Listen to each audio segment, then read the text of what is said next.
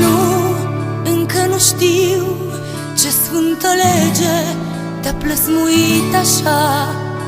Cui să-i mulțumesc că am norocul să fii tu mama mea.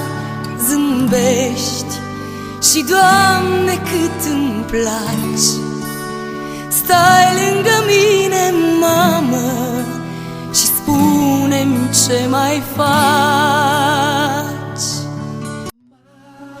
Mamă, voi fi mereu copilul ce-ți va cânta. Astăzi e ziua ta, lumea voi vesti, că veșnic eu te voi iubi, dragă mamă. Mama, nume sfânt al vieții început. Mama, amintind un dor de demult. Mama, glasul tău mereu îmi spunea: ascultă, copila mea.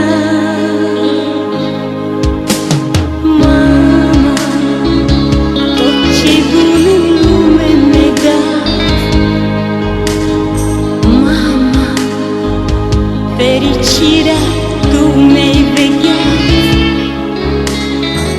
Mama, o dulce și duioasă mamă, adesea încerc să te alin, când văd că te cuprinde o teamă și în jurul tău există chin.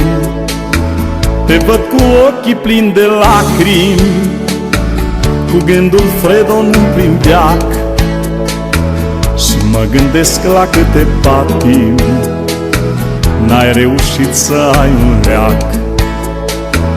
Tu ești o stea din carul mare, ce nu-și găsește locul ei, și de atâta supărare ai revenit printre femei.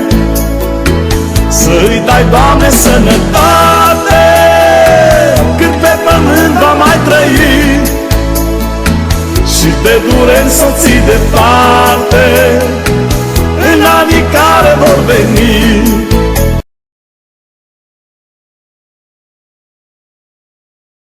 Dacă sunt om, dacă trăiesc, doar ție vreau să-ți mulțumesc.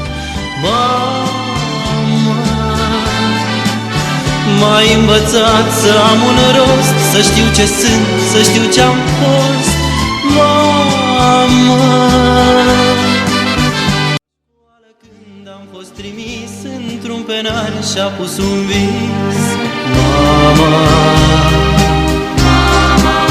printre penițe și condei a așezat speranța ei, iubită mama.